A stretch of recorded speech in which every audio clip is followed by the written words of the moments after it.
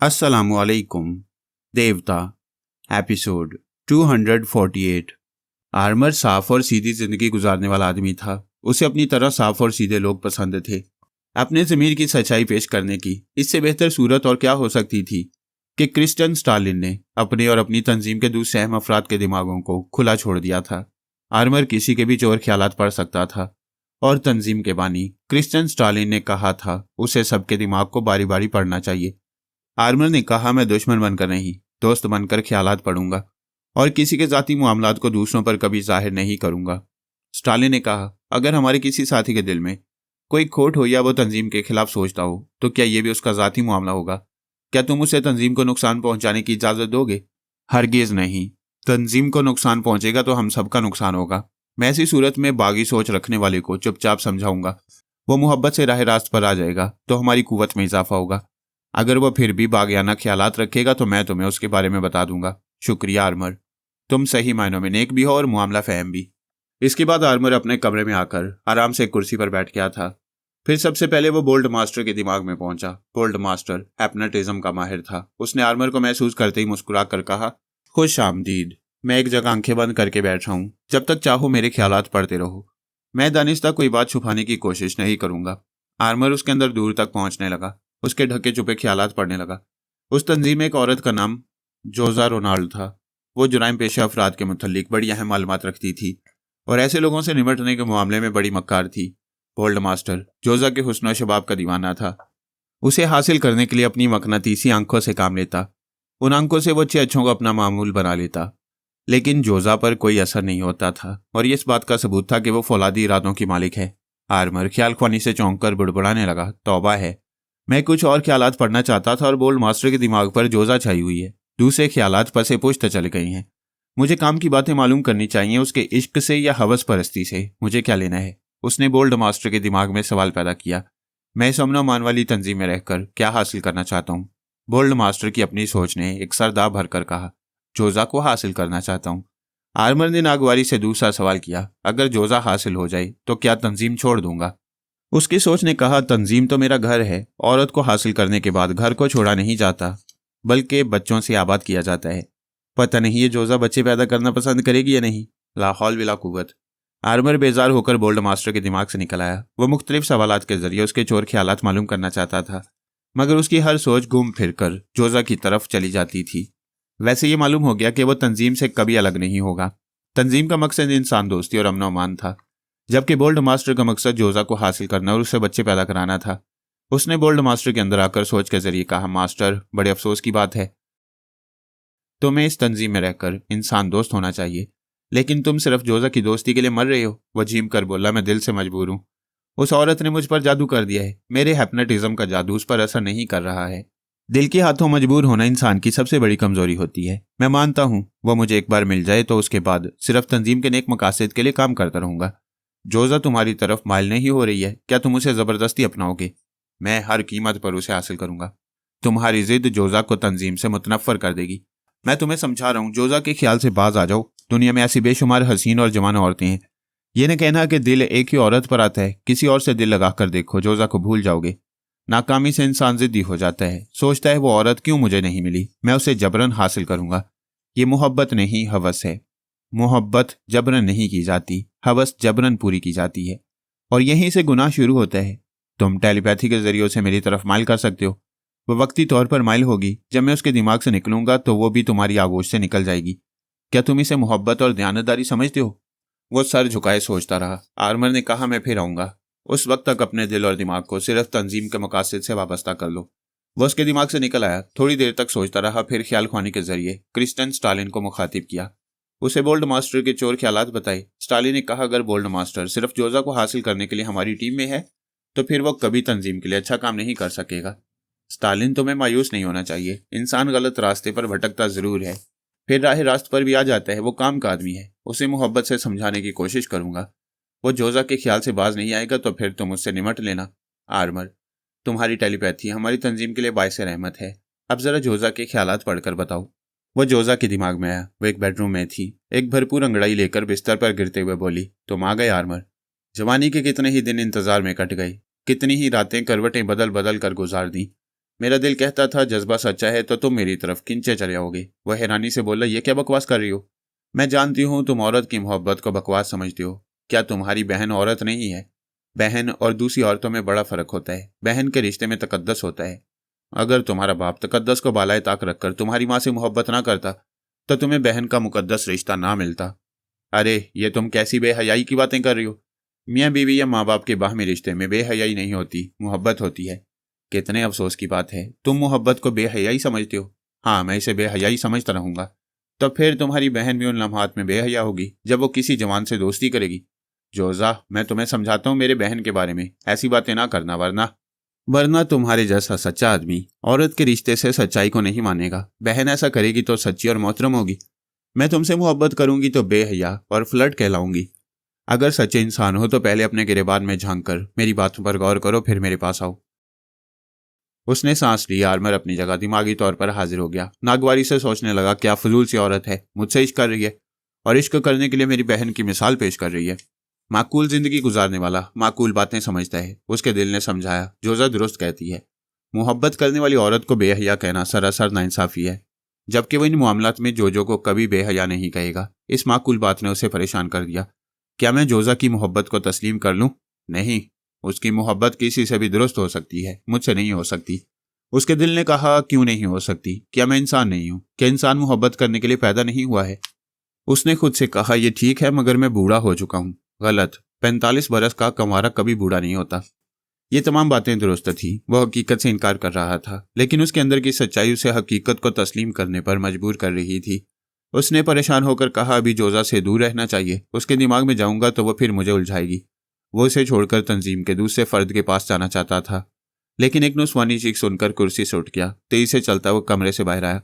तंजीम के दूसरे अफराद एक कमरे की तरफ दौड़ते जा रहे थे। वो भी तकरीबन दौड़ता हुआ वहां पहुंचा। जोजा बिस्तर पर तड़प रही थी और जुनूनी अंदाज में चीख रही थी। उसकी साथी करीना और एक डॉक्टर उसे काबू में रखना चाहते थे। दूसरे अफराद ने भी बिस्तर के पास आकर जोजा को पकड़ लिया। डॉक्टर उसके लिए एक इंजेक्शन तैयार करने लगा। आर्मर ने पूछा, इसे क्या हो गया है? स्टालिन ने एक सरदा भरकर उसे देखा, फिर आर्मर को एक तरफ ले जाकर बोला, क्या तुम जोजा के दिमाग में नहीं गए थे? गया था, लेकिन इसके ख्यालात पढ़ने का मौका नहीं मिला। मेरा ख्याल है तुम्हारी ख्याल खुआनी के दौरान उस पर दौरा पड़ा है। ऐसा पहले भी 3 बार हो चुका है। इस पर दौरा क्यों पड़ता है? स्टालिन ने कहा, मैंने ये बात तंजीम के किसी फर्द को नहीं बताई। जोजा को भी मालूम नहीं है कि उसे कैंसर हो गया है। ये साल 6 माह की मेहमान है। आर्मर के दिल को धचका सा लगा। उसने जोजा की तरफ देखा। इंजेक्शन लगाए जाने के बाद वो पुरसकून हो गई थी। आंखें बंद किए पड़ी थी। यूं तो वह पहले ही कम हंसी नहीं थी। बीमारी के बायस उसका बीमार हुस्न और गजब ढा रहा था। आर्मर सोच रहा था, क्या ये बेचारी अचानक किसी दिन मर जाएगी? जिंदगी कितनी बेवफा और मौत कितनी जालिम होती है, भरी जवानी में भी उठा ले जाती है। स्टालिन के 2 मुशीर थे जो माने हुए सियासतदान और प्लान मेकर थे। उनमें से एक तजुर्बेकार डॉक्टर था। वह जोजा का इलाज बड़ी तवज्जो से करता रहता था। उसके पुरसकून होने पर सब कमरे से बाहर जाने लगे। स्टालिन ने कहा, हम इसे ज्यादा से ज्यादा खुश रखने की कोशिश करते हैं, लेकिन इस उम्र में असल खुशी मर्द के प्यार से मिलती है। आर्मर ने कहा, इसे शादी कर लेना चाहिए। हम सब ने इसे समझाया, लेकिन ये नहीं मानती। कहती है इसका एक आइडियल है, शादी उसी से करेगी। हम पूछ पूछ कर थक गए कि आइडियल कौन है। इसका एक ही जवाब होता है, कभी जिंदगी में उससे सामना होगा और वो मुझे कबूल करेगा तो दुनिया को बताऊंगी। आर्मर ये बातें सुनकर परेशान हो रहा था। स्टालिन ने कहा, देखो ये सुकून से लेटी हुई है। तुम इसके चोर ख्यालात पढ़कर हमें इसके आइडियल के मुतल्लिक बता सकते हो। आइडियल का नाम मालूम करके क्या हासिल होगा? वो दुनिया के जिस हिस्से में भी होगा, हम वहां जाकर इसके कदमों में गिर जाएंगे। जोजा हमें जान से ज्यादा अजीज है। हम चाहते हैं इसे आखिरी सांसों में इस दवाजी मुसरतें हासिल होती रहें।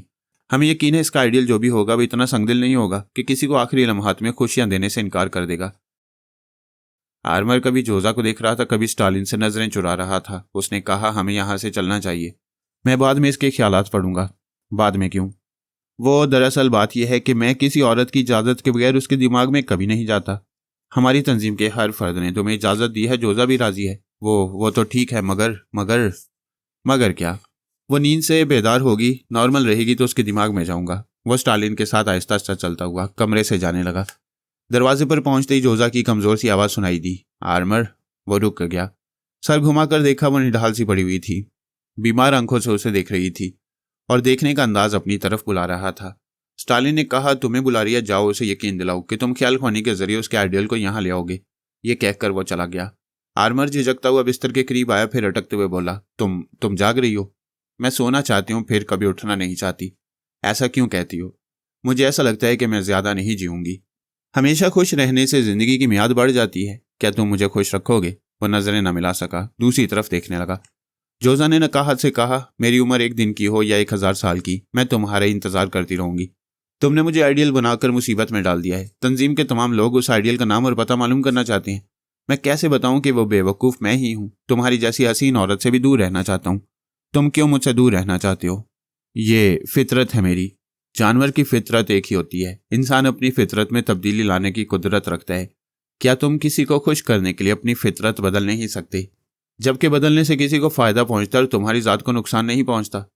आर्मर के अंदर नेक इंसान ने समझाया, इसकी जिंदगी चंद महीनों की रह गई है। इसे मुख्तसर सी हयात में ज़्यादा से ज़्यादा खुशियां देना सबसे बड़ी नेकी है। मैं हमेशा दूसरों के काम आता रहा हूं, आज मुझे इतनी बड़ी नेकी से इनकार नहीं करना चाहिए। जोजा ने बड़ी मोहब्बत से कहा, मेरी बात सुनो। वह सुनने के लिए झुका। उसने गर्दन में बाहें डालकर उसे और झुका लिया। कुमारी का दिल तेज से धड़कने लगा। वह सरगोशी में बोली, तुम्हें कसम है एक सच बोलोगे? इन लम्हात में कैसी लग रही हूं? वह सोच में पड़ गया। झूठ बोलने की आदत नहीं थी और सच ये था कि जिंदगी में पहली बार कोई दिलो दिमाग को गरमा रही थी। वह जिंदगी में पहली बार बचना नहीं चाहता था। वह जोजा के सवाल का जवाब जुबान से न दे सका। जवाब सोचते सोचते उस पर झुकते झुकते औंधे मुंह गिर पड़ा। इसके बाद आर्मर के पास सर तो रहा, सर में सोच न रही। उसका वजूद रहा, वो खुद ना रहा। एक ऐसी जन्नत में गुम हो गया जिसे वह बाहर से देखता रहा। अंदर जाते हुए शर्माता था और आज अंदर गया तो बाहर आने का रास्ता भूल चुका था। बहुत सारा वक्त गुजर गया, जैसे सदियां गुजर गई हों। वह बिस्तर पर पड़ा हाँप रहा था और सोच रहा था, खुदा ने इस दुनिया में एक नन्हे से जर्रे को भी बेमकसद नहीं बनाया। और औरत तो सबसे अहम तख्लीक है, जिसके बगैर इंसान मुकम्मल होता है ना दुनिया। फिर वो अब तक इस अहम हस्ती की मोहब्बतों और लताफतों से महरूम क्यों था? खुदा की देन से इनकार कर रहा था। आज भी शायद इनकार करता, लेकिन आजकल में मर जाने वाली जोजा का दिल तोड़ना गुनाह था। अब वो नई मुसरतों से मुतारिफ होकर सिद्ध के दिल से चाहता था कि वो मुसरतें लुटाने वाली जिंदा रही। जिंदगी की लताफतों और जवानी की लज्जतों से आशना होकर सही मायनों में जिंदगी की अहमियत और मौत की दहशत का साफ पता चलता है। आर्मर दिल ही दिल में जोजा की मौत से इनकार कर रहा था। अब उसकी सबसे अहम जज्बाती ख्वाहिश यही थी कि वह सलामत रहे। उसकी सोच के दौरान गुसल खाने का दरवाज़ा खुला। जोजा तौलिया में लिपटी हुई बाहर आई। उसके गोरे बदन पर पानी की बूंदें फिसल रही थी। उसे देखते ही आर्मर अपने बाजू में मुंह छुपाकर शर्माने लगा। वो अपनी उंगलियों से उसके बालों में कंघी करते हुए बोली, मैं खुश नसीब हूँ, मुझे तुम्हारे जैसा शरीफ आदमी मिला है। हमारी दुनिया में ऐसे लोग शाज़ो नादिरी होती हैं जिन्होंने 45-50 बरस तक किसी औरत को हाथ ना लगाया हो। चलो उठो, गुसल करो। वह नजरें नीचे के उठ गया, फिर जल्दी से गुसल खाने में चला गया। जोजा उसकी शर्मीली हरकतों पर हंसती रही। थोड़ी देर बाद दरवाजे पर दस्तक हुई। उसने मुस्कुराते हुए दरवाजा खोला। क्रिश्चियन स्टालिन खड़ा हुआ था। उसे मुस्कुराते हुए देखकर बोला, पूरे 1 घंटे तक तुम्हारा दरवाजा बंद रहा और हम इसके खुलने का इंतजार करते रहे। तब हमारी समझ में आया कि आर्मर ही तुम्हारा आइडियल है। क्या मैं दुरुस्त कह रहा हूँ? मिस्टर स्टालिन, आज मैं बहुत खुश हूँ। हम तुम्हारी खुशी में खुश हैं। मैं आर्मर को एक बहुत बड़ी खबर सुनाने आया हूँ। जोजा जरा शर्माते हुए बोली, वो बाथरूम में है, उससे कहो फौरन मेरे दिमाग में आए। वो बाथरूम के दरवाजे पर आई, फिर दस्तक देते हुए बोली, आर्मर, मिस्टर स्टालिन तुमसे बहुत ज़रूरी गुफ्तगू करना चाहते हैं, उनसे दिमागी राब्ता कायम करो। वो दिमाग में पहुंचकर बोला, मिस्टर स्टालिन क्या बात है? स्टालिन ने बुलंद आवाज में कहा ताकि जोजा भी सुन ले। उसने कहा, आर्मर, आज तुम्हारी जिंदगी में एक नई बहार आई है। एक और बहार आने वाली है, उसका नाम है जोजो। आर्मर ने चौंक कर पूछा, क्या कह रहे हो? आज मेरे जासूस ने इतला दी है कि तुम्हारी बहन को अगवा किया गया है। अब तुम्हारे अमल का वक्त आया है। जोजो दुश्मनों की गिरफ्त से निकलकर तुम्हारे पास आ सकती है। वो कैसे, जल्दी बताओ। वो अगवा करने वाले जोजो समेत कहीं गुम हो गए हैं, उनका सुराग नहीं मिल रहा। तुम फौरन अपनी बहन के दिमाग में जाओ। लेकिन एक बात है, हमारे जासूस ने बताया कि ऑपरेशन के जरिए जोजो की आवाज़ और लहजा बदल दिया गया है। उसके चेहरे पर भी हल्की सी तब्दीली की गई है। आर्मर ने कहा, मैं अभी मालूम करता हूँ। उसने ख्याल ख्वानी की परवाज की। जोजो की आवाज़ और लहजे को याद रखने की ज़रूरत नहीं थी, वह तो उसके दिमाग में रची बसी हुई थी। लेकिन इतनी गहरी वाबस्तगी के बावजूद उसका सुराग नहीं मिला। दुश्मनों ने ऑपरेशन के जरिए नई आवाज़ और नए लहजे के मुताबिक उसके दिमाग में तब्दीली की थी। यही वजह थी कि अब सोच की लहरें पुरानी आवाज़ और लहजे के मुताबिक ख्याल ख्वानी करने वाले को उसके दिमाग तक नहीं पहुंचाती थी। वह फौरन लिबास पहनकर बाथरूम से बाहर आया। फिर स्टालिन से बोला, मुझे अपनी बहन का दिमाग नहीं मिल रहा। यकीनन उसे ऑपरेशन के जरिए तब्दील किया गया है। मैं क्या करूं, कैसे उसके पास पहुंचूं? फिक्र ना करो, इंटरनेशनल एयरलाइन एसोसिएशन के एक खास अफसर से हमारा राब्ता है। उसने बताया कि मास्को से परवास करने वाला एक त्यारा मशरकी जर्मनी और स्विट्जरलैंड के दरमियान कहीं गुम हो गया है। हमें यकीन है कि जोजो को उसी त्यारे में ले जाया गया है। तुम रवानगी के लिए तैयार हो जाओ। तुम्हारे चेहरे पर हल्की सी तब्दीली की जाएगी। तुम एक नए नाम और नए चेहरे के साथ बाहर जाओगे। रवानगी की तैयारियां होने लगी। 1 घंटे में उसका चेहरा तब्दील हो गया। सफर का जरूरी सामान आ पहुंचा। दूसरा घंटा खत्म होने से पहले वो जोजो के साथ एक चार्टर्ड तैयारी में परवाज कर रहा था। कोई जबरदस्त चक्कर चल चुका था। उस वक्त मैं नहीं जानता था कि मामला क्या है। मास्क मैन ने सुपर मास्टर के खिलाफ गुस्से का इजहार किया था कि उसने जोजो को अगवा कराया है। सुपर मास्टर ने तस्लीम किया था कि उसके आदमी जोजो को ले जा रहे हैं। फिर अचानक वो तैयारा लापता हो गया। यहाँ से सवाल उभरा कि जोजो कहाँ गई। वो दोनों सुपर ताकतों से छीन ली गई। कौन उसे छीन कर ले जा रहा है? मैं पहली फ्लाइट से उधर रवाना हो गया जिधर आर्मर पहुंचने वाला था। शतरंज की बिसात बिछी हो, बिसात पर तमाम मोहरे अपनी अपनी चाल पर जमे हों, तब भी चालें आसानी से समझ में नहीं आती कि अगली चाल हमें मात देगी या हमसे मात खाएगी। सोनिया बला की शक्की थी। उसे यकीन की हद तक शुबा था कि जोजो अगवा नहीं की गई है। ये दुश्मनों की कोई जबरदस्त चाल है। मैंने रवानगी से पहले हर पहलू को सामने रखकर उसे बहस की। सोनिया ने कहा, मास्क मैंने जोजो को फौलादी पहरे में रखा है, उससे वहां से निकाल लाना बच्चों का खेल नहीं। मैंने पूछा, क्या तुम्हारे लिए बच्चों का खेल था? तुमने फौलादी पहरे को तोड़कर तात्याना को कत्ल किया था। तुमने फौलादी असाब रखने वाले वहां के हुक्मरानों को अपनी शराइत मानने पर मजबूर कर दिया था। पास्कल को वहां से अगवा करके लाना भी बच्चों का खेल नहीं था। क्या तुम्हारी तरह कोई और चालाक और मक्कार नहीं हो सकता? हो सकता है तमाम दुनिया के शातिर हमारी नज़र में रहते हैं। अगर कोई नया शातिर पैदा हो गया तो उसके मंजरेआम पर आने का इंतजार करना होगा। सुपर मास्टर ने इतराफ़ किया है कि उसके जालों ने जोजो को अगवा किया है, लेकिन वो तैयारा अचानक लापता हो गया है और ये कोई ज़्यादा हैरानी की बात नहीं। इन हालात में कोई दूसरी पार्टी मुदाखलत करके फ़ायदा उठा सकती है। मैं यही समझना चाहती हूँ, दो सुपर ताकतों के दरमियान वो मुदाखलत करने वाली दूसरी पार्टी कौन है? मैंने कहा, ये वही लोग हो सकते हैं जिन्होंने आर्मर को अगवा किया है, उसे अपने एतमाद में लिया है, हमसे उसका राब्ता मुनक़ता कर दिया है, फिर अपने ज़बरदस्त मंसूबे के मुताबिक आर्मर की टेलीपैथी के सहारे जोजो के तैयारे को अगवा कराए। ये उलझी हुई बहस थी। जब तक वो अगवा होने वाला या लापता होने वाला तैयारा नज़र में ना आता तब तक मामलात वाज़े नहीं हो सकते थे। सोनिया ने कहा, खुदा करे जोजो अगवा ना की गई हो, उसे 2-4 माह बिस्तर पर लेटकर आराम करना चाहिए। ये दुश्मनी वाली हरकतें उसे नुकसान पहुंचाएंगी। तुम्हें स्विट्ज़रलैंड जाना चाहिए। मैं रवानगी से पहले रसवंती से मुलाकात ना कर सका। वह बाबा साहब के दायरे में ज़ेरे इलाज थी। अली तैमूर अपनी माँ के पास था। आखिरी मालूमात के मुताबिक पारस सुसाना के साथ ज़ेरे ज़मीन दुनिया से बाहर आ गया था। सोनिया हमारी नई बस्ती आबाद करने के सिलसिले में फिर मसरूफ़ हो गई। मेरी रवानगी से कबल मारिया को अपने साथ ले गई। मैं चार्टर्ड तैयारी के जरिए स्विट्ज़रलैंड पहुंचकर गुमशुदा तैयारी को तलाश कर सकता था, लेकिन इस तरह दुश्मनों की नज़रों में आ जाता। पता नहीं वो कैसी चालें चल रहे थे। उन्हें दूर ही दूर से भांपने के लिए मैं ख्याल ख्वानी से काम ले रहा था। फ्रांस का एक हेलीकॉप्टर और एक तैयारा उधर रवाना हो चुका था। सोनिया ने उनके लिए पायलट और अमले से ये कहकर मेरा तारुफ कराया था कि मैं बाबा साहब के दायरे का एक नया ख्याल ख्वानी करने वाला हूँ और मेरा नाम ब्रायन वुल्फ है। मैं वक्त से बहुत पहले एयरपोर्ट पहुंच गया। तन्हा कॉटेज में दिल नहीं लग रहा था। एयरपोर्ट की रिफ्रेशमेंट हॉल में आकर कॉफ़ी पीने लगा। वहाँ बड़ी रौनक थी। मुख्तलिफ ममालिक के लोग मुख्तलिफ मलबूसात में नजर आ रहे थे। बूढ़े, बच्चे और जवान सभी लोग अपनी मेज़ों पर अपने साथियों से हंस बोल रहे थे। एक मैं ही तन्हा था। काउंटर के पास एक 14 या 15 बरस का लड़का नजर आ रहा था। वो लड़का था, मगर कुदरत ने उसे लड़कियों का सा हुस्न दिया था। चेहरे के नकूश काबिल दीद थे। उसमें बेहद कशिश होने के बायस 2 अफराद उसके दाएं बाएं लगकर खड़े हो गए थे। वो किसमिस आकर उनके दरमियान से निकल गया। नागवारी से कुछ बोलता हुआ उनसे जरा दूर जाकर काउंटर गर्ल से कुछ तलब करने लगा।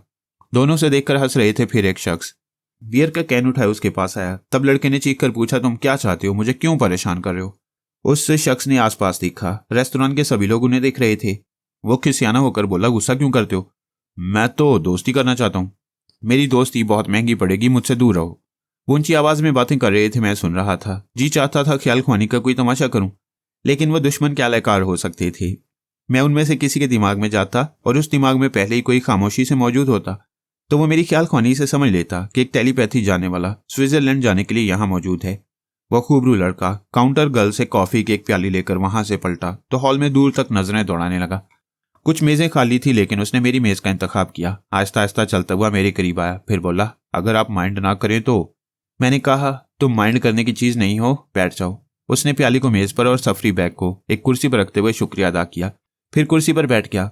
मैं खाली मेज पर जा सकता था, मगर पता नहीं क्यों लोग मुझे तन्हा देखकर छेड़ने लगते हैं। मेरे करीब आकर बैठना एक इत्तफाक भी हो सकता था और मंसूबा भी, और मैं इसे मंसूबा ही समझ रहा था। एक बात वाजे कर दूं, मैं अपने पैदाइशी चेहरे के साथ था।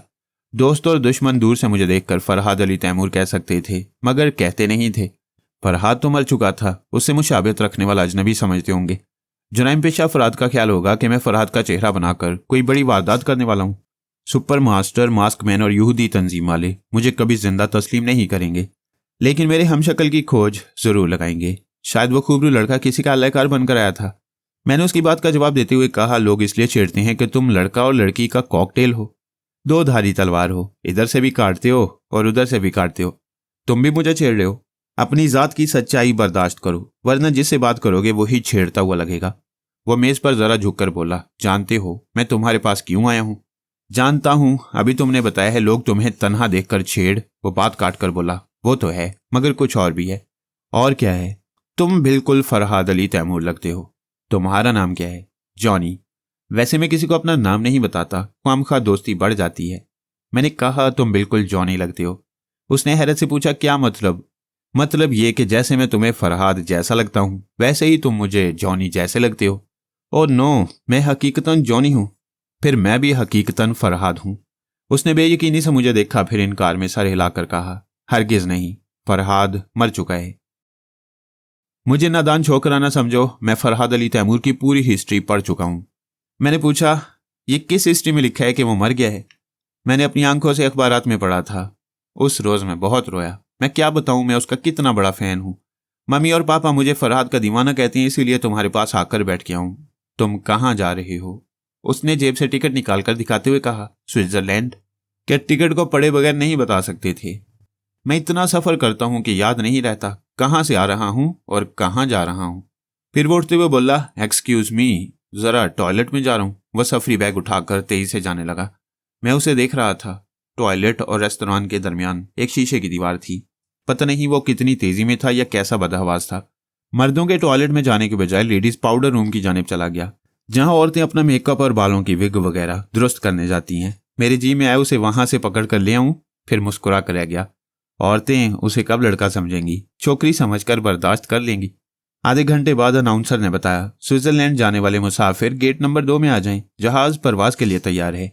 मैंने अपना सफरी बैग उठाया, फिर रेस्टोरेंट से निकलते हुए लेडीज पाउडर रूम की जानिब देखा। जॉनी नजर नहीं आ रहा था। वो अभी तक जनाना हिस्से से बाहर नहीं आया था। मैं मुसाफिरों की कतार में आकर खड़ा हो गया। कभी कभी पलट कर देखने लगा। फिर सोचा, अजीब बात है, इस छोकरे ने मुझे ज़हनी तौर पर अपनी तरफ झुका लिया है। मेरी निगाहें क्यों उसे तलाश कर रही हैं? माना कि बेहद पुरकशिश है मगर लड़का है। मैं गेट से निकलकर मुसाफिरों की बस में आया। बस के शीशे के पार देखा। जैसे ही बस आगे बढ़ी मैंने उसे गेट से निकलते हुए देखा। हैरानी से मेरी आंखें खुली रह गईं। वो जॉनी नहीं हो सकता था, जॉनी की बहन होगी। हमारी बस आगे बढ़ गई। वह पीछे वाली बस में सवार होने जा रही थी। वो जो चंद सेकंड का नजारा था खोपड़ी घुमाने के लिए काफी था। उसकी सुनहरी जुल्फें शानों तक थीं। मिनी स्कर्ट और ब्लाउज में बदन के नशे अफराज गवाही दे रहे थे कि वो पैदाइशी लड़की है। जॉनी उसके वजूद में कहीं गुम हो गया था या उसके पीछे आ रहा होगा। भाई बहन हमशक्ल हो सकती हैं। त्यारे के करीब पहुंचकर मैं बस से उतर गया। मुसाफिर एक कितार में त्यारे की सीढ़ियां चढ़ने लगे। दूसरी बस भी आ गई। उसके मुसाफिर भी कितार में लग गए। वो भी नजर आई। मैंने गौर से देखा, उसके पास सफरी बैग वही था जो जॉनी के पास था। मैं उसके सामने आकर मुस्कुराया तो वह चौंकी, फिर रस्मन मुस्कुराकर कितार में चली गई। मैं उसके पीछे आ गया। आहिस्तगी से बोला, क्या तुम्हारा कोई हमशक्ल भाई है? उसने सर घुमाकर मुझे घूरते हुए देखा, फिर कहा, मेरा कोई भाई नहीं है, प्लीज किसी जॉनी का जिक्र न करना। पता नहीं ये कमबख्त कौन है जिसके मुतालिक लोग मुझसे पूछते हैं। हम आगे पीछे सीढ़ियां चढ़ने लगे। मैंने कहा, तुम्हारी तरह मैं भी उलझन में हूं। आधा घंटा पहले वो मेरे साथ कॉफी पी रहा था। वो बोली, मेरा एक काम करोगे? क्या चाहती हो? बस इतना चाहती हूँ कि आइंदा वो जॉनी नजर आए तो उसे गोली मारो। तुम्हारी उलझन भी दूर हो जाएगी, मुझे भी उसके जिक्र से निजात मिल जाएगी। वो त्यारे में पहुंचकर मुझसे अलग हो गई। हमारी सीटें मुख्तलिफ जगह थीं। वो दूर हुई तो यूं लगा ये दुनिया दिलचस्पियों से खाली हो गई है। मैं उसके साथ बैठना चाहता था। मेरे लिए ये मामूली बात थी। ख्याल ख्वानी के जरिए उसके पास बैठने वाले को अपनी सीट पर बुला सकता था और उसके पास बैठ सकता था, या अपने साथ बैठने वाले को उधर भी भेजकर इधर हसीना को बुला सकता था और ये उलझन दूर करने की कोशिश कर सकता था कि जॉनी से बेजार क्यों है और बेजार होने के बावजूद उसकी हमशक्ल क्यों है। इन हालात में बेइंतहा तजस्सुस के बायस कोई भी ख्याल ख्वानी के लिए मजबूर हो सकता है। मैं भी मजबूर हो जाता, लेकिन सोनिया रुखसती के आखिरी लम्हे तक ताकीद करती रही थी। ख्याल ख्वानी से परहेज करते रहना, जान पर बनाए या टेलीपैथी के बगैर कोई मुश्किल आसान ना हो तब खूब सोच समझ कर ख्याल ख्वानी करना, नहीं तो पछताओगे। एक औरत के हाथों मरते मरते बचे हो, अब तो अकल से काम लो। उसने दुरुस्त कहा था। दुश्मन औरत को मेरी कमजोरी बताती हैं। वो मुझे आज भी फरहाद नहीं समझते, मगर मेरी हरकतों से समझ लेंगे। मैं बेचैन होकर उस हसीना के दिमाग में जाऊंगा तो दो बातों का इंकशाफ होगा। एक तो ये कि मैं टेलीपैथी जानता हूँ, दूसरा ये कि हुस्न शबाब देखकर फिसल जाता हूँ। मैंने दिल मजबूत किया, उसे फिसलने से रोका और अपनी सीट पर जमकर बैठ गया। ये इरादा कर लिया कि उसकी सीट की तरफ सर घुमाकर भी नहीं देखूंगा। मेरे साथ वाली सीट पर एक बूढ़ी औरत आकर बैठ गई। कोई भी मुसाफिर उसके पास से गुजरता तो वो बार बार परस से आईना निकालकर मेकअप दुरुस्त करने लगती। उसे शुबा होता था कि गुजरने वाले उसके हुस्न को मैला करते जाते हैं। मैंने मुस्कुरा कर कहा, मैं दुआ मांग रहा था कि मुझे कोई हसीन हमसफर मिले। आखिर मेरी दुआ पूरी हो गई। खुशी से उसकी बाछें खिल गईं। वो बोली, बड़े शरीर हो, तारीफ करने का अंदाज बहुत खूब है। वैसे मैं बहुत ज्यादा हसीन तो नहीं हूं। वो मुझसे कहलवाना चाहती थी कि बहुत ज्यादा हसीन है। मैंने कहा, मैं तो ज्यादा समझ रहा हूं, तुम अगर कम करना चाहो तो करो। वो बोली, तुम बहुत हैंडसम हो। मैं ज्यादा उम्र वाला आदमी नजर आता हूं, मगर तुम यकीन नहीं करोगी, मैं आज पूरे 20 बरस का हो गया हूं। वाह, यकीन क्यों नहीं करूंगी। लोग मेरी उम्र का भी गलत अंदाजा लगाते हैं। मुझ में और तुम में 19-20 का फर्क है। गजब खुदा का, उसने अपनी उम्र से कम 40 बरस कम कर दिए। पता नहीं इन औरतों को उम्र कम से कम करने में कितनी रूहानी मुसरतें हासिल होती हैं। सफर के दौरान वो मेरे लिए दिलचस्प तमाशा बनी रही। मैं जॉनी की हमशक्ल को भूल गया। स्विट्जरलैंड पहुंचकर लगेज हॉल में फिर उससे सामना हुआ। मैंने कहा, पता नहीं आज के बाद तुमसे सामना हो या ना हो, मगर तुम्हारे हमशक्ल को कभी नहीं भूलूंगा। प्लीज, तुम फिर उसका जिक्र कर रहे हो। मैंने जाते हुए कहा, अब ना मुलाकात होगी और ना जिक्र होगा। स्केटिंग क्लब के एक रेस्ट हाउस में मेरे लिए एक पोर्शन रिजर्व था। मैं अपने सामान के साथ वहां पहुंच गया। एक जबरदस्त हसीना से बिछड़ने का अफसोस हुआ, लेकिन मुझसे ज्यादा मायूसी दुश्मनों को हुई होगी। मैं ना तो उसके दिमाग में गया था और ना ही जिस्मानी तौर पर उसके करीब रहने की दानिस्ता कोशिश की थी। मैंने कमरे में पहुंचकर दरवाजे को अंदर से बंद किया। उस कमरे के एक हिस्से को अच्छी तरह चेक किया, फिर आराम से बैठकर हेलीकॉप्टर के पायलट के पास पहुंच गया। वो एक स्नैक बार के काउंटर पर खड़ा कॉफी पी रहा था। उसकी सोच ने बताया कि वो एक बर्फानी इलाके में 1000 मील की परवाज कर चुका है। उसे कोई गुमशुदा त्यारा नजर नहीं आया। शायद फ्रांसीसी त्यारे के पायलट ने कुछ मालूमात हासिल की हों। मैंने कहा, अगर अगवाशुदा त्यारा किसी जंगल में छुपाना हो तो पत्तों से भरी शाखें काटकर उस पर डाल देती हैं। वह हरे भरे पत्तों और झाड़ियों में छुप जाता है। यहाँ हद्दे नजर तक बर्फ ही बर्फ है। हो सकता है उन्होंने त्यारे को किसी खाई में ले जाकर उतारा हो और अब तक उस पर बर्फ की तहें जम गई हों। हाँ जनाब, ऐसा मुमकिन है। उन्होंने त्यारे को इसी तरह छुपाया होगा, लेकिन हम कैसे मालूम करें। यहाँ तो ऐसी 1 इंच जगह भी नहीं जहाँ बर्फ जमी ना हो। पहाड़ों पर, मैदानों में, मकानों और दुकानों की छतों, दीवारों और बरामदों में बर्फ बिछी हुई है। अगर हम ग्लेशियर तोड़ने वाले डायनामाइट इस्तेमाल करें और आबादी से दूर मशकूक मुकामात पर धमाके करते जाएं तो शायद बर्फ के पिघलने से वो त्यारा नजर आ जाए। यहाँ की इंतजामिया धमाका करने की इजाजत नहीं देगी। उन्होंने त्यारे को जहां भी छुपाया है वहां कोई निशान रह गया होगा, ताकि जरूरत के वक्त त्यारे को दोबारा बर्फ से निकाला जा सके। पायलट ने कहा, ऐसे किसी मखसूस निशान की तलाश के लिए नीची परवास करना होगी। क्या आप हमारे साथ आएंगे? नहीं, मैं दूर ही से राब्ता रखूंगा। तुम फिर परवास करो। मैं उससे रुखसत होकर त्यारे के पायलट के पास आया। वो सांस रोकने वाला था। मैंने कोड वर्ड्स अदा किए तो मुतमईन हो गया। वो एक होटल के कमरे में था। उसके आसपास 3 अफराद थे। एक हाथ में रिवॉल्वर था और दूसरा उसके पीछे खड़ा था। तीसरे शख्स के हाथ में ब्रीफकेस था। वो पायलट से कह रहा था, मिस्टर हार्वे, हम तुम्हें जबरदस्ती तुम्हारे कमरे में लाए हैं। रिवॉल्वर की धमकी भी तुम्हारे सामने है। इसके बावजूद हम दोस्त हैं, हम तुम्हारी भलाई चाहते हैं। तुम फ्रांसीसी हुकूमत के वफादार हो, हम भी तुम्हारे हमवतन हैं। कैसा नहीं हो सकता कि तुम वतन के साथ हमारे भी काम आते रहो। पायलट हार्वे ने कहा, तुम लोग मुझे ट्रैप करके गलती कर रहे हो। क्या तुम नहीं जानते कि टेलीपैथी जानने वाले हमारे दिमागों में आते जाते रहते हैं? वो हंसते हुए बोला, फरहाद की फैमिली में अब कौन टेलीपैथी जानने वाला रह गया है? कोई नहीं। एक आर्मर था, वो भी लापता हो गया। रसवंती अभी जेरे इलाज है। वैसे कच्चे जहन की औरत है कि दूसरे टेलीपैथी जानने वाले उसे हमेशा चक्कर देते रहेंगे।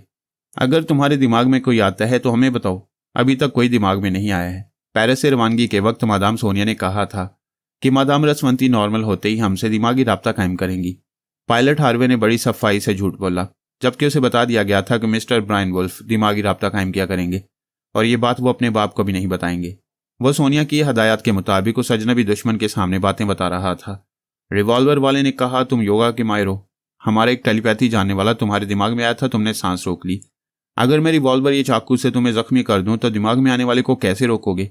पायलट हार्वे मेरी हदायत के मुताबिक बोला, जख्मी करने की क्या जरूरत है, मैं उसके लिए दिमाग का दरवाजा खुला रखूंगा। वो सब हंसने लगे। एक ने कहा, समझदार हो और अपनी जिंदगी से प्यार करते हो।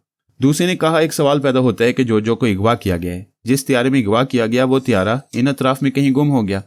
जो उस गुमशुदा त्यारे में मर भी सकती है। ये खबर आम होने के बाद सोनिया पारस और अली तैमूर वगैरह से कोई इधर नहीं आया। आखिर क्यों? हार्वे ने कहा, मैं उनके मुतालिक क्या कह सकता हूँ, वो बड़े लोग हैं, उनसे तो हमारे आला हुक्काम भी कोई सवाल नहीं करते। ठीक है, मगर क्या यह हैरानी की बात नहीं? यकीनन हैरानी की बात है। मैं समझता हूँ पहले वो हमारी रिपोर्ट सुनना चाहती हैं, फिर वहां से कोई आएगा। एक ने पूछा, कोई मेकअप में आ सकता है? बिल्कुल आ सकता है। आप ये बातें मुझसे क्यों पूछ रहे हैं? एक आखिरी सवाल का जवाब दो, ये फरहाद का हमशक्ल कौन है? वह हैरान होकर बोला, फरहाद का हमशक्ल? मैंने ऐसे किसी हमशक्ल को नहीं देखा। यहाँ फ्लाइंग क्लब के रेस्ट हाउस में देख सकते हो। अगर बाबा साहब के इदारे से फरहाद की डमी बनकर आए है तो ये निहायत ही बचकाना हरकत है। हम जल्द ही उसका पूरा जोग्राफिया मालूम कर लेंगे। वो कहते कहते चुप हो गया, फिर बोला, हमारा ख्याल ख्वानी करने वाला आ गया है, वो तुम्हारे पास आ रहा है, उसका रास्ता ना रोकना। मैं फौरन ही हार्वे के दिमाग से निकल गया ताकि वो आने वाले की सोच की लहरों को महसूस कर सके। फिर उसके दिमाग में पहुंच गया जिसने अभी अपनी गुफ्तगू खत्म की थी। अगर वह हसास दिमाग का होता तो मुझे अपने अंदर महसूस कर लेता। मैं इस मौके से फ़ायदा उठाकर आया था कि एक टेलीपैथी जानने वाला भी उसके दिमाग से हार्वे के दिमाग में जाने वाला था। इतनी ही देर में मैंने ये मालूम कर लिया कि वो योगा का माहिर नहीं है। मैं जब चाहूँ उसके साथियों समेत उनके दिमागों में घर बना सकता हूँ। इतना मालूम करते ही मैं हार्वे के दिमाग में आया। वहाँ सुपर मास्टर का टेलीपैथी जानने वाला कह रहा था, मिस्टर हार्वे, तुम खामोश बैठे रहो, मैं तुम्हारे चोर ख्यालात पढ़ रहा हूँ, उसके बाद तुमसे कुछ पूछने की ज़रूरत नहीं रहेगी। उस टेलीपैथी जानने वाली की आवाज़ सुनते ही मैंने खुदा का शुक्र अदा किया। तकदीर हम पर मेहरबान थी। वो जॉन डैगर या कैनी पॉल था जो मेरे तनवीमी अमल के ज़ेर असर था। वो ख्याल ख्वानी करने वाला जब प्रिंस डैगर के साथ काम करता था तो उसका नाम जॉन डैगर होता था। इसी वजह से वो डबल डैगर कहलाते थे, वरना उसका असली नाम कैनी पॉल था। मैंने उसे मुखातिब किया तो वह बौखला गया। ख्याल ख्वानी भूलकर अपनी जगह दिमागी तौर पर हाजिर हो गया। मैंने पूछा, तुम अभी जिस दिमाग में थे वो मेरा आदमी है? कैनी पॉल ने परेशान होकर कहा, तुम तो मेरे असाब पर सवार हो गए हो। कब मेरा पीछा छोड़ोगे? जब जिंदगी तुम्हारा पीछा छोड़ेगी। मैं सुपर मास्टर को क्या रिपोर्ट दूंगा? उसे बताना कि पायलट हार्वे से कोई दिमागी राब्ता कायम नहीं करता है। आर्मर वाकई बाबा साहब के इदारे से ताल्लुक तोड़ चुका है। रसवंती भी ज़ेर इलाज है। हार्वे गुमशुदा त्यारे की रिपोर्ट सिर्फ अपनी हुकूमत को पहुंचाता है। कैनी पॉल ने कहा, सुपर मास्टर उस फरहाद के हमशक्ल के मुताल्लिक मालूम करना चाहता है। उसे शुबह है कि उसका ताल्लुक बाबा साहब के इदारे से है। मैंने अनजान मानकर कहा, मुझे किसी फरहाद के हमशक्ल से दिलचस्पी नहीं। तुम उसके दिमाग में जाकर मालूमात क्यों नहीं हासिल करते? मैं एक बार गया था, उसने सांस रोक ली। तब से सुपर मास्टर उसकी हकीकत जानने के लिए बेचैन है। ये मेरा मसला नहीं है। तुम हार्वे को नुकसान नहीं पहुंचाओगे। अब उसके दिमाग में जा सकते हो। वह फिर हार्वे के पास आया और बोला, ठीक है, मैंने तुम्हारे चोर ख्यालात पढ़ लिए हैं, मैं तुम्हारे सामने वालों को मुतमईन कर दूंगा। वो चला गया। मैंने हार्वे से कहा, अब ये तीनों चले जाएंगे, तुम हैरानी जाहिर न करना। इन्हें यह सबूत मिल गया कि तुम्हारे दिमाग में कोई नहीं आता। 1 मिनट के बाद ही वो तीनों उसे कमरे में छोड़कर चले गए। मैंने कहा, बताओ तुमने यहाँ आकर कितनी परवाज की? वो रिपोर्ट पेश करने लगा।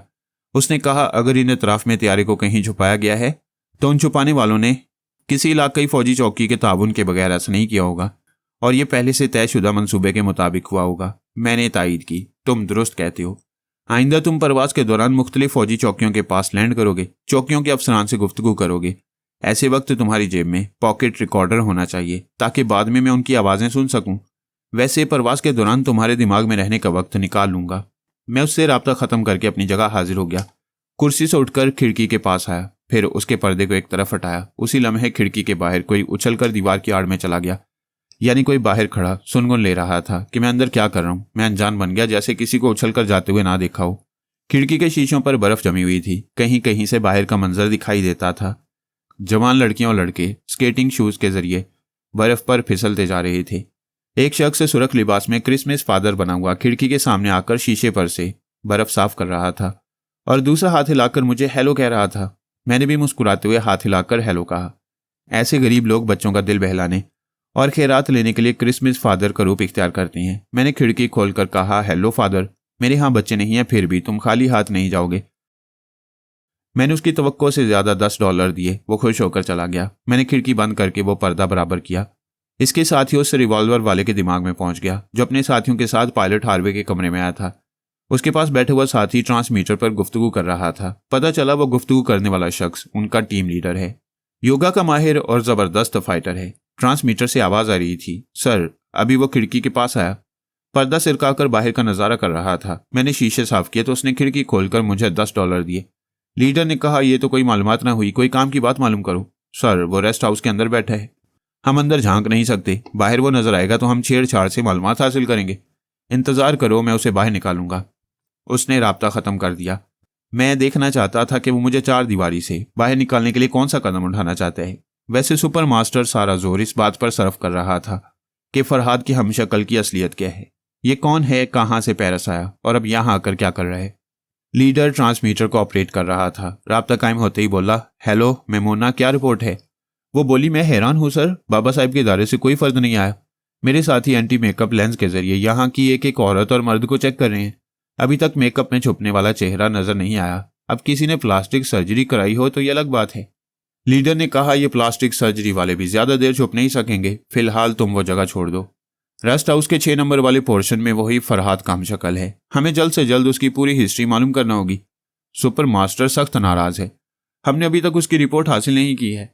तुम उसे किसी तरह रेस्ट हाउस से निकालो या उसके साथ 4 दीवारी में वक्त गुजारो। जिस तरह में मुमकिन हो अपने हथकंडों से उसे बेनकाब करो। वो बोली, मास्क मैन के आदमी क्या कर रहे हैं? क्या वो फरहाद की हमशक्ल को नजरअंदाज कर रहे हैं? वो नजरअंदाज नहीं कर रहे। अभी मास्क मैन के खास मातियत ने मुझसे राब्ता किया था, कह रहा था बाबा साहब के इदारे ने किसी खतरनाक शख्स को फरहाद की डमी बनाकर भेजा है। वो सुपर ताकतों को किसी चक्कर में डालना चाहती हैं। बहरहाल मास्कमैन के आदमी भी फरहाद के हमशक्ल ब्रायन वुल्फ के पीछे लगे हैं। मेमोना ने कहा, हमें मालूम होना चाहिए कि उसे बेनकाब करने के लिए वो क्या कर रहे हैं। ऐसा ना हो कि मैं रेस्ट हाउस में जाऊं तो मास्कमैन के आदमियों से टकराव हो जाए। ऐसा नहीं होगा, तुम पूरी प्लानिंग के साथ जाओ। उसने राब्ता खत्म कर दिया। अब ये इंकिशाफ हुआ कि सुपर मास्टर और मास्कमैन का आपस में कोई समझौता हो गया है। इस समझौते के मुताबिक दोनों के खास आदमी एक दूसरे के ताउन से फरहाद की फैमिली को घेरने का मंसूबा बना चुके हैं। जोजो के गवाह होने का ड्रामा प्ले किया गया है। मास्कमैन ने शोर मचाया कि सुपर मास्टर के आदमी जोजो को ले गए हैं और तयशुदा मंसूबे के मुताबिक सुपर मास्टर ने इस इल्जाम को कबूल कर लिया। किसी त्यारे को इस इलाके में पहुंचाकर गुम कर दिया गया ताकि हमें यकीन हो जाए कि हमारी जोजो पर उफ्तादा पड़ी है। यूं सोनिया पारस और अली तैमूर वगैरह उसे बचाने के लिए इधर दौड़े चले आए। ऐसा मंसूबा बनाने की वजह भी समझ में आ रही थी। मेरी बाद टेलीपैथी जानने वाला आर्मर था। दुश्मनों ने आर्मर का जहन हमारी तरफ से मोड़ दिया था। सिर्फ एक रसवंती रह गई थी। उन्होंने सोचा कि यह बेहतरीन मौका है, फरहाद की फैमिली के बाकी मानव मेंबरों को फ्रांस से बाहर बुलाकर मौत के घाट उतारा जाए। जोजो एक ऐसी हस्ती है जिसे मुसीबतों से बचाने के लिए सब न सही पारस जरूर उधर आता, लेकिन वो भी नहीं आया। वैसे उन्हें यकीन नहीं था, बल्कि वो किसी हद तक समझ रहे थे कि सोनिया और पारस नाकाबिले शिनाख्त मेकअप में जरूर आए होंगे और उनकी तरफ से ध्यान हटाने के लिए और दुश्मनों को उलझाने के लिए फरहाद की डमी भेजी गई है। मैं लीडर के पास खड़े हुए शख्स के दिमाग में था।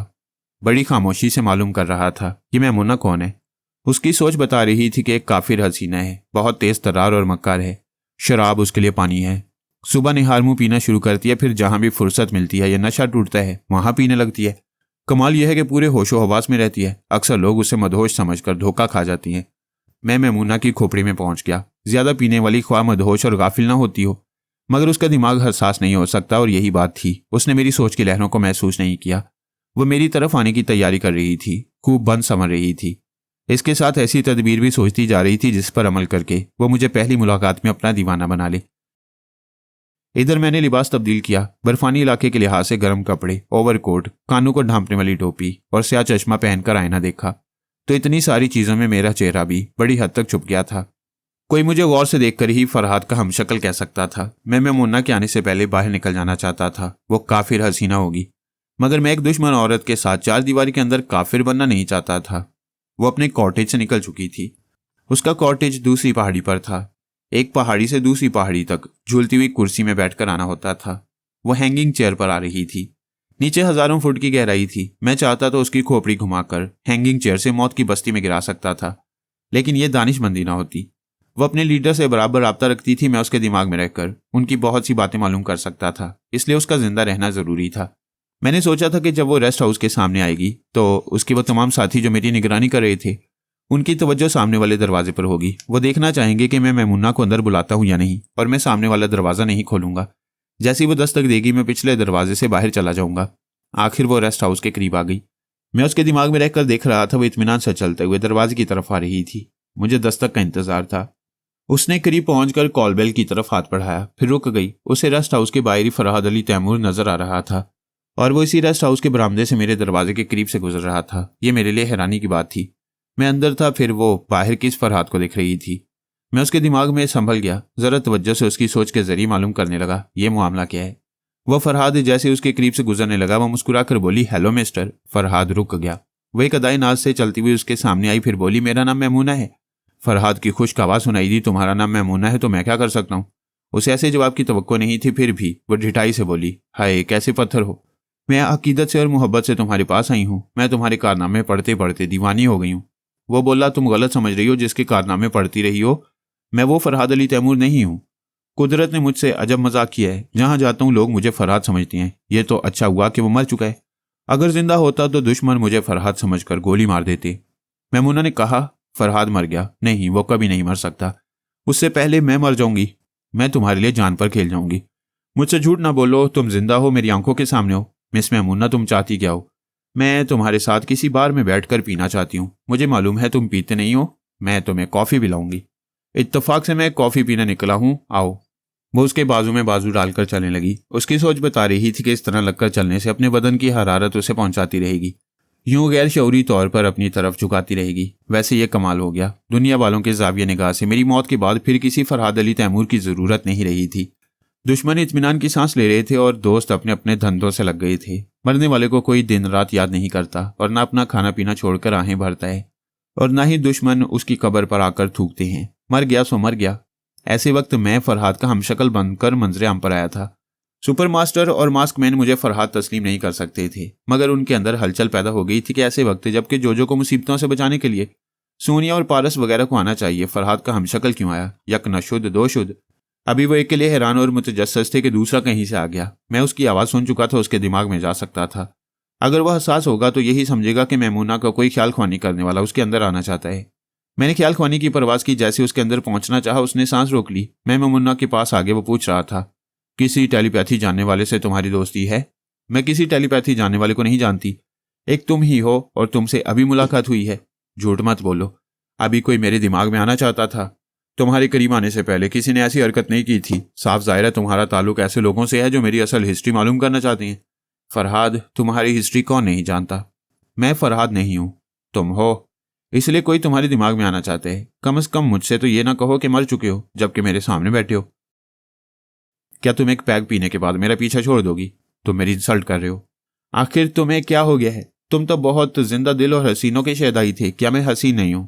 मैं तुम्हारे हुस्न का क्या करूं? ताज्जुब है, मर्द होकर हुस्न का इस्तेमाल पूछ रहे हो। क्या मुझसे पहले कोई औरत तुम्हारी जिंदगी में नहीं आई है? उसने दिल पर हाथ रखकर कहा, एक औरत, सिर्फ एक औरत ऐसी है जिसे मैं चाहता हूं, जिसे हासिल करने के लिए मैं अपनी सारी जिंदगी दांव पर लगा दूं। वो खुश नसीब कौन है? वो हसरत भरे लहजे में बोला, सोनिया। मैं एकदम से चौंक पड़ा।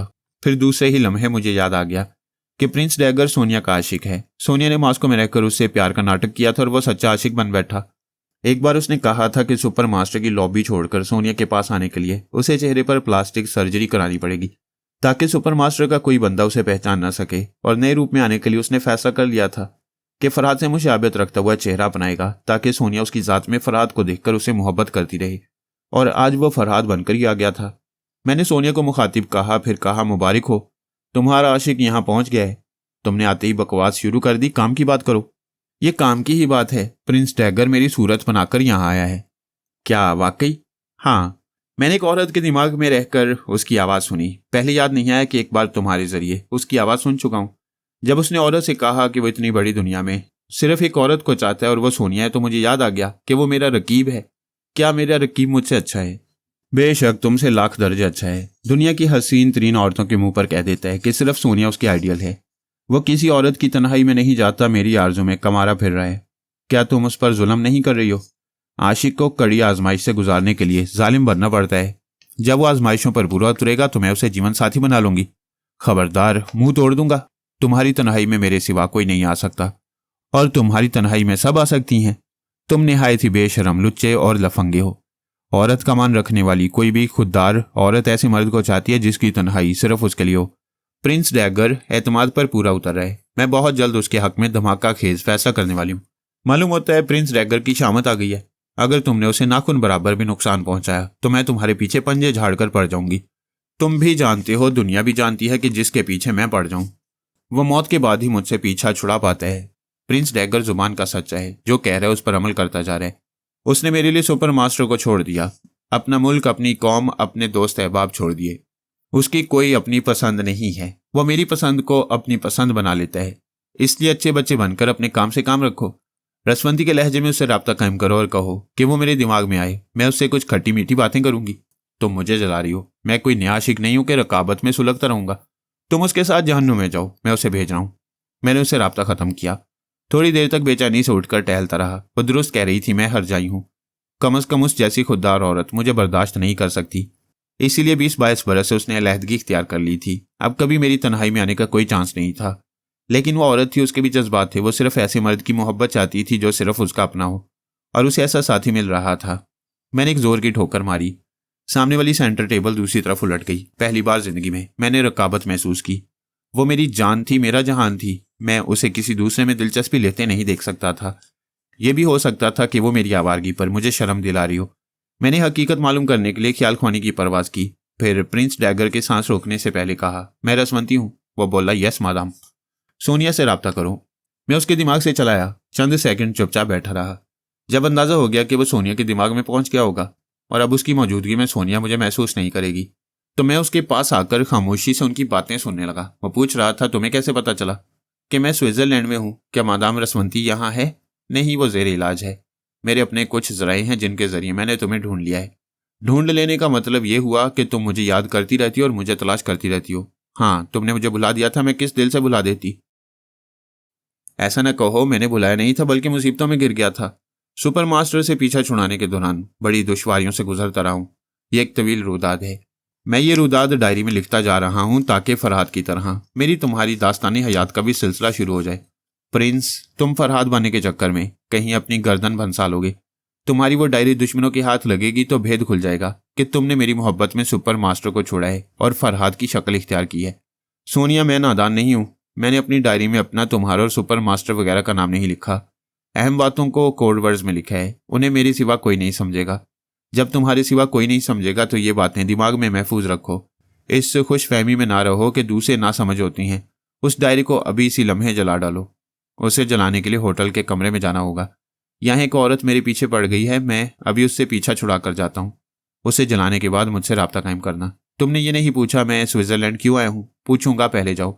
इससे पहले कि वो जाता, मैं सोनिया के दिमाग से चलाया ताकि इसके बाद वो मुझे महसूस ना कर ले। मुझे जरा इत्मीनान हुआ कि उसने प्रिंस से महज लगावट की बातें की थी। मैं उसके अंदाज को खूब समझता हूँ। उसने मोहब्बत का वो अंदाज नहीं अपनाया था जो मेरे लिए अपनाया करती है। मैंने उल्टी हुई सेंटर टेबल को उठाकर सीधा कर दिया। मैंने पिछले दरवाजे को खोलकर देखा। वो क्रिसमस फादर नजर नहीं आया। कोई दूसरा निगरानी करने वाला भी नहीं था। वह प्रिंस डैगर को मेरा हमशक्ल देखकर उसके पीछे पड़ गए होंगे। मैंने अपना मुख्तसर सा सामान उठाया, फिर वहां से चल पड़ा। हैंगिंग कैबिन में बैठकर दूसरी पहाड़ी पर पहुंचा। वहां किसी होटल का कमरा खाली नहीं था। तमाम कॉटेज भी रिजर्व थे। किसी के साथ शेयरिंग करके एक ही कॉटेज में रहना गवारा ना था और मैं मायूस होकर वापस जाना नहीं चाहता था। मैंने एक कॉटेज के मालिक को ज्यादा रकम का लालच दिया। उसने कहा, कल एक कॉटेज खाली होने वाला है। तुम 24 घंटे के लिए मेरे दूसरे कॉटेज में रह सकते हो। वहां 2 बेडरूम और एक कॉमन रूम है। एक बेडरूम में पहले से एक किराएदार है। तुम दूसरे बेडरूम में रह सकते हो। मैंने उसके साथ जाकर कॉटेज को देखा, फिर 24 घंटे के लिए वहां रह गया। यूं भी मुझे ख्याल ख्वानी के लिए एक बंद कमरे की फौरी जरूरत थी। दरवाजा अंदर से बंद करके मैमूना के पास पहुंच गया। वो गुस्से में थी। अपने साथियों से कह रही थी वो कमबख्त बहुत मगरूर है। मेरा एक पैग खत्म होने तक भी साथ न रह सका।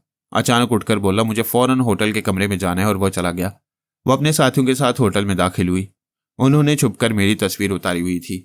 उसने वो तस्वीर काउंटर पर दिखाकर पूछा, यह शख्स किस कमरे में है? काउंटर गर्ल ने कमरे का नंबर बताते हुए कहा, वो अभी लिफ्ट से गया है। वो सब तेजी से चलते हुए दूसरी लिफ्ट में पहुंचे, फिर उसके जरिए ऊपर जाने लगे। मैं चाहता तो रसवंती के लहजे में उसे पेश आने वाले खतरे से आगाह कर देता, मगर 2 बातें थी। एक तो उसने खुद ही मैमूना के दिमाग को पढ़ा होगा या उसे नजरअंदाज किया होगा, तो मैं ये देखना चाहता था कि वो अपने दुश्मनों से किस तरह बचाव करता है। मैमूना के साथी ने उसके दरवाजे पर पहुंचते ही जोर की लात मारी। वो पहले ही खुला हुआ था। एक धड़ाके से पूरी तरह खुल गया। प्रिंस डैगर आतिशदान के पास झुका हुआ डायरी के वर्क फाड़ फाड़ कर आग में डाल रहा था। यकबारगी दरवाजा खुलते ही वो चौंक कर उछल पड़ा। आने वालों में से एक ने दरवाजे को अंदर से बंद कर दिया। मैमूना ने घूर कर आतिशदान को देखा, फिर फौरन ही पिस्तौल निकाल ली। तुम क्या जला रहे हो? डायरी इधर दो। प्रिंस ने भड़कते हुए झोलों में डायरी को फेंक दिया। एक शख्स दौड़ता हुआ आया, फिर प्रिंस को धक्का देकर आतिशदान की तरफ झुकते हुए उस डायरी को आग से निकालने की कोशिश करने लगा। एक बार उसका हाथ जला, मगर दूसरी बार उसने जलने की परवाह किए बगैर उसे निकाल दिया। उसमें आग लग चुकी थी और आग जल रहे थे। वो उसे फर्श पर फेंककर जूते से बुझा रहा था। आग बुझते बुझते वो तकरीबन जल चुकी थी। एक शख्स ने प्रिंस का गिरेबान पकड़कर पूछा, यह किसकी डायरी थी? इसमें क्या लिखा हुआ था? यही बताना होता तो मैं इसे क्यों जलाता? ये कहते ही प्रिंस ने उसके पेट में घुंसा मारा। वो झुका तो दूसरा घुंसा मुंह पर मारकर दूसरी तरफ उल्टा दिया। बाकी 2 साथियों ने रिवॉल्वर निकाल लिए। महमूना आराम से एक सोफे पर बैठकर बोली, मैं प्यार से काबू में करने आई थी, तुम लात जूते खाकर काबू में आना चाहते हो। प्रिंस ने पूछा, तुम लोग मुझसे चाहते क्या हो? तुम्हारी असलियत मालूम करना चाहती हैं? मेरा नाम हैरी वॉटसन है, पेरिस में रहता हूँ, मुझे इल्म नजूम से दिलचस्पी है, यही मेरा जरिया मौश है। जिस मुल्क में जाता हूँ लाखों डॉलर कमा लेता हूँ। अभी तुम क्या जला रहे थे? मेरी डायरी थी, उसमें एक हसीना से इश्क की रुदाद लिखी हुई थी। मैं उस हसीना को बदनाम नहीं करना चाहता, इसलिए इसे जला दिया। मैमूना ने कहा, तुमने बार में कहा था सोनिया से इश्क करते हो। वो इसलिए कहा था कि तुम मुझे फरहाद समझ रही थी। फरहाद की मुनासबत से मैंने सोनिया का नाम लिया था। बकवास कर रहे हो। डायरी में इश्क की रुदाद नहीं, कुछ अहम राजों की बातें थी। तुमने मैमूना से मिलते ही खतरा महसूस किया, उसे बार में छोड़कर यहाँ डायरी जलाने आ गए। तुम लोग अपने तौर पर कुछ भी समझ सकते हो, जो सच है वो मैंने कह दिया। मैमूना ने साथियों से कहा, इसके सामान की तलाशी लो। एक साथी ने अचानक ही मैमूना के मुंह पर उल्टा हाथ रसीद किया। वो चीखते हुए उसे गालियां देते हुए सोफे से उछलकर खड़ी हो गई। मैं समझ गया, प्रिंस उनके हाथों में रिवॉल्वर देखकर टेलीपैथी का हथियार इस्तेमाल कर रहा था। थप्पड़ मारने वाले ने अपने रिवॉल्वर का रुख छत की तरफ किया, फिर ठाएं ठाएं गोलियां चलाता चला गया। दूसरे साथी ने आकर उसका हाथ पकड़ते हुए पूछा, पागल हो गए हो? एक तो मैमूना को तमांचा मार दिया, दूसरे होटल के कमरे में गोलियां चला रहे हो। मैमूना ने कहा, मैं बाद में से तमांचे का जवाब दूंगी, पुलिस आने से पहले यहां से निकल चलो। वह पलट कर जाना चाहते थे। दूसरा साथी उछलकर दरवाजे पर आया, फिर अपने साथियों को निशाने पर रखते हुए बोला, खबरदार, यहां से कोई नहीं जाएगा। तब मैमूना ने हैरान होकर प्रिंस को देखा और कहा, गॉड, अब समझ में आया, तुम टेलीपैथी के जरिए हमें चक्कर दे रहे हो। कमरे के बाहर होटल में शोर मच गया। रिवॉल्वर से पूरी 6 गोलियां चली थी। दरवाजे पर खड़े हुए साथी ने कहा, मैमूना, तुम मिस्टर हैरी से नहीं, मुझसे बात करो। मैं तुम लोगों का साथी हूं, तुम में से किसी को गोली नहीं मारना चाहता। हो सके तो मुझे गोली मार दो। एक साथी थे इसे पलटकर प्रिंस को गोली मारना चाहता था। उससे पहले ही दरवाजे पर खड़े हुए साथी ने उस पर फायर कर दिया। उसका रिवॉल्वर हाथ से निकल गया। वह लड़खड़ाकर फर्श पर गिर पड़ा। दरवाजे पर दस्तक हो रही थी। उसने दरवाजा खोल दिया। होटल का इंचार्ज पुलिस वालों के साथ आया था। दरवाजा खोलने वाले पुलिस अफसर से कहा, ये मेरा रिवॉल्वर लें और मेरे साथियों, अपने हथियार फेंक दो, खुदा से डरो और साफ साफ कह दो कि हम मिस्टर हैरी वॉटसन को लूटने आए थे। आपस में झगड़ पड़े, गोलियां भी हमने चलाई हैं, जिसके नतीजे में हमारा एक साथी भी जख्मी पड़ा हुआ है। पुलिस वाले उन सबको पकड़ कर ले गए। अफसर ने प्रिंस को यकीन दिलाया कि ये बदमाश फिर नहीं आएंगे। प्रिंस ने बड़ी सफाई से अपना बचाव किया था, मगर हालात से मजबूर होकर टेलीपैथी की सलाहियतों का इजहार कर दिया। जब सुपर मास्टर और मास्क मैन को ये बात मालूम होगी तो उनका इस्तराब और बेचैनी बढ़ जाएगी। ये पुख्ता यकीन होगा कि फरहाद की डमी को बाबा साहब के दायरे से भेजा गया है और इसकी पुश्त पर एक रसवंती ही ख्याल ख्वानी करने वाली रह गई है। उसने अभी होटल के कमरे में टेलीपैथी के जरिए मैमूना और उसके साथियों को फांसा है। मैंने हेलीकॉप्टर और तैयारे के पायलटों से राब्ता कायम किया। तैयारे के पायलट ने कहा, जनाब, 2 मुख्तलिफ फौजी चौकियों तक जाकर मैं अभी आया हूँ। मैंने वहाँ के अफसरों से भी बात की, उनकी लाइल्मी में गुफ्तगू रिकॉर्ड की है, सुनना पसंद करेंगे? हाँ, अभी सुनवाओ। वो रिकॉर्डर ऑन करके सुनाने लगा। मैंने 3 अफसरों की आवाज़ें सुनी, फिर कहा, इसे बंद कर दो, मैं फिर आऊँगा। मैं उसके दिमाग से निकलकर एक अफसर के पास पहुंचा। उसकी सोच ने कहा, कल एक तैयारा नीची परवास करता हुआ यहाँ से गुजरा था। वायरलेस के जरिए वार्निंग देने के बावजूद तैयारे का पायलट खामोश था। उसने किसी तरह का सिग्नल भी नहीं दिया। अब उस तैयारे को तैयार करने वाली टीमें आ रही हैं। मैंने उसकी सोच में पूछा, अब तक कितने मुल्कों की टीमें आई हैं? वह सोचने लगा, फ्रांस, मगरबी जर्मनी, रोमानिया और अमेरिका के जासूस तैयारों और हेलीकॉप्टर आते जाते रहती हैं। स्केटिंग करने वाले जवान बर्फ पर फिसलते हुए जाने कहाँ कहाँ से आती हैं, मगर हम उन्हें चौकी के फाटक से आगे जाने की इजाज़त नहीं देते। मैं दूसरी चौकी के अफसर को टटोलने आया तो मंजिल का सुराग मिलने लगा।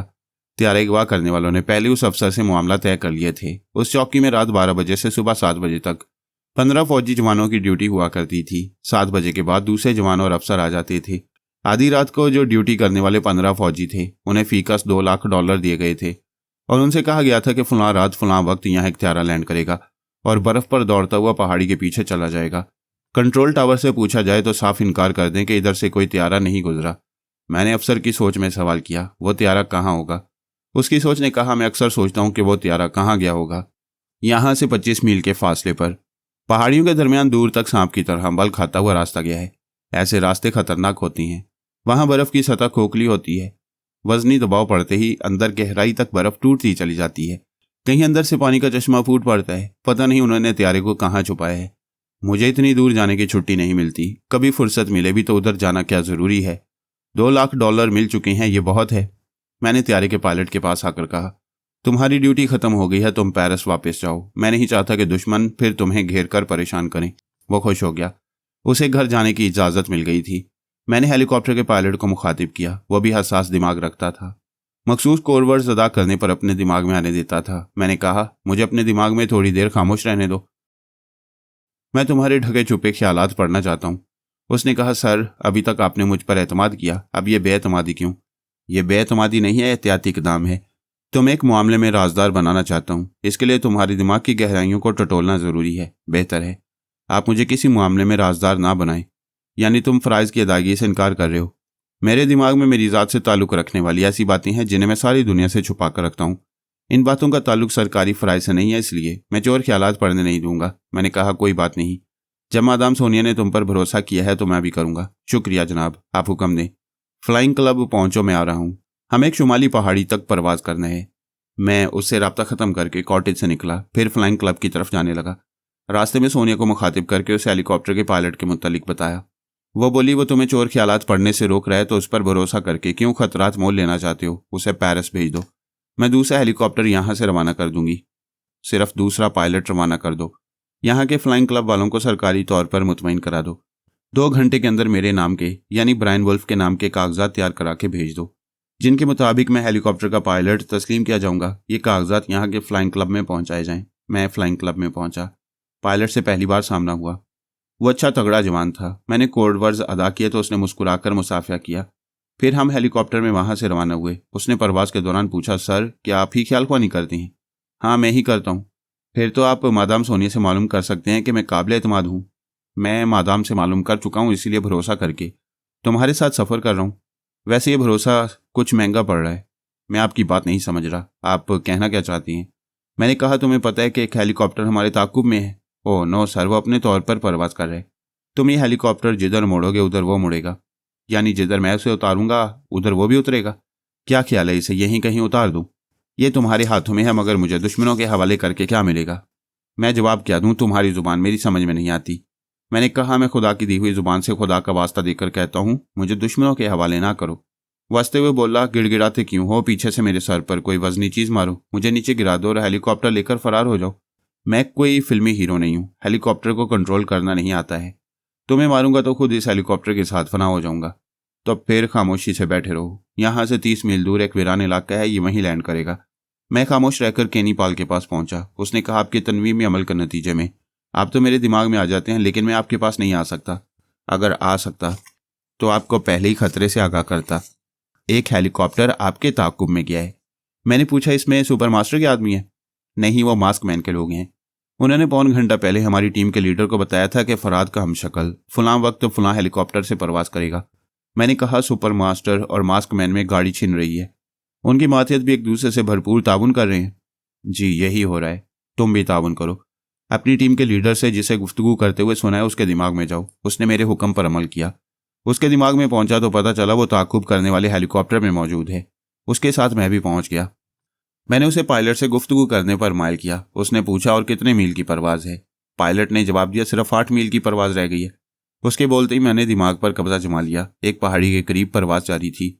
मैंने हेलीकॉप्टर को पहाड़ी की तरफ मोड़ा। उसकी रफ्तार बढ़ाई तो पीछे बैठे हुए दुश्मनों ने घबरा कर पूछा, ये क्या कर रहे हो? उन्हें मौत ने जवाब सुनने की मोहलत नहीं दी। हेलीकॉप्टर बर्फानी चट्टानों से टकराया। एक ज़ोरदार धमाका हुआ, फिर उसके टुकड़े फिजा में उड़ते बिखरते हुए बस्ती में जाने लगे। मेरे पायलट ने परेशान होकर कहा, यह क्या हो गया? मैं उसके पीछे वाली सीट पर था। एक जेबी चाकू निकालकर मैंने उसके बाजू में पेवस्त किया। फिर अंदर ही अंदर गोश्त को काटते हुए बाजू में खूनी लकीर बनाते हुए बोला, ये हो रहा है। वो अपनी सीट पर हिफाजती बेल्ट बांधे बैठा था। उसी जगह चीखता चिल्लाता रह गया। फिर वो बेल्ट खोलना चाहता था। मैंने कहा, मैं तुम्हारे दिमाग के अंदर हूँ, सांस रोककर मुझे निकाल दो। बाजू के गहरे जख्म में जैसे आग भर गई थी। जलन और तकलीफ से बुरा हाल था, सांस नहीं रोक सकता था। मैंने उसके दिमाग में रहकर एक जगह आराम से हेलीकॉप्टर को उतारा। उसके पिछले हिस्से से स्केटिंग शूज़ और बर्फ़ में दौड़ लगाने का जुमला सामान निकाला। फिर उसे कहा, जाओ तुम आज़ाद हो, मैं अपने रास्ते जा रहा हूँ, तुम अपने रास्ते जाओ। उस गद्दार को यकीन नहीं आ रहा था कि मैं उसे आज़ाद छोड़ रहा हूँ। पंखा तेज़ी से गर्दिश कर रहा था। मैं हेलीकॉप्टर से बाहर था। उसने अपनी दानिस्ते में मुझे धोखा दिया और उसे उड़ा लिया। बुलंदी पर दूर चला गया। मैंने सोच के जरिए कहा, अफसोस, मुझे इतनी दूर तनहा छोड़कर भी अपने अंदर घुसाए हुए हो। वो गिड़गिड़ाते हुए बोला, तुम्हें खुदा का वास्ता देता हूँ कि मुझे मुआफ़ कर दो। थोड़ी देर पहले मैंने भी तुम्हें खुदा का वास्ता दिया था, मगर तुमने कहा था मेरी ज़ुबान तुम्हारी समझ में नहीं आती। तुमने ठीक ही कहा था, मजलूम की ज़ुबान आज तक किसी जालिम की समझ में नहीं आई। मैं भी सोच रहा हूँ तुम इस वक्त कौन सी ज़ुबान बोल रहे हो। एक बार मुझे मुआफ़ कर दो, मैं तुम्हारा वफादार गुलाम बनकर रहूँगा। मैंने कहा मुझे तुम्हारी ज़ुबान समझ में नहीं आ रही है। मैं जा रहा हूँ, तुम भी जाओ। नहीं, तुम नहीं जाओगे, मेरे अंदर होगे। मैं हेलीकॉप्टर तुम्हारे पास ला रहा हूँ, तुम्हारे कदमों में गिरने आ रहा हूँ। फिर वो वापस ना ला सका। मैंने उसे उस चौकी के पास पहुंचा दिया था जहां के जवानों और अफसरों ने भारी रिश्वत से तैयारी को कहीं छुपाने का मौका दिया था। वो हेलीकॉप्टर उस चौकी के फौजी कैंप पर आकर गिरा। एक क़यामत खेज धमाके की आवाज़ के साथ वहां तबाही फैल गई। किसी रिश्वतखोर को भागने का मौका नहीं मिला। वहां असले और पेट्रोल के जखीरों में आग लगने से छोटे बड़े धमाके हो रहे थे। मैंने बाद में वहां पहुंचकर तबाही का मंजर देखा था। मैं स्केटिंग शूज़ पहनकर खड़ा हो गया। मेरी पुश्त पर ज़रूरी सामान की किट बंधी हुई थी। फिर मैं दोनों हाथों की स्टिक के सहारे आगे चल पड़ा। ऊंचे नीचे रास्ते, मैदान और पहाड़ियां सभी बर्फ से ढकी हुई थीं। जहां तक नजर जाती थी सफ़ेद चमकीली बर्फ दिखाई देती थी। यूं लगता था पूरी कायनात पर सफ़ेद चादर बिछी हुई थी। ऐसे इलाके में नशेब व फराज बहुत होती हैं। कभी मैं बुलंदी से ढलवान की तरफ जाता और कभी ढलान से चढ़ाई पर पहुंच जाता। स्केटिंग के दौरान ऐसे मुकामात भी आए जहां सैकड़ों फुट की बुलंदी से छलांग लगानी पड़ी। तवाज़ुन बरकरार रखने वाली बुलंदी से सही सलामत नशेबी मैदान में पहुंच जाती हैं। अगरचे मैं तवील अरसे बाद स्केटिंग कर रहा था, ताहम तवाज़ुन को बरकरार रखे हुए था।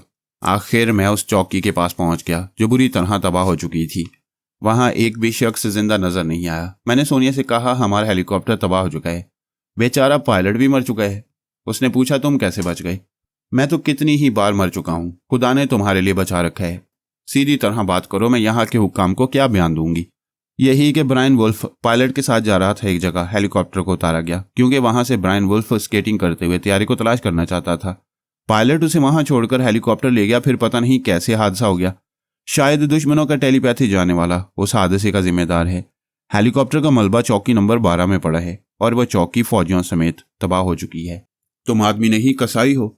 गुमशुदा तैयारी तक पहुंचने के लिए इतनी बड़ी तबाही मचा दी। अब वहां तुम्हें रोकने वाला कोई नहीं होगा।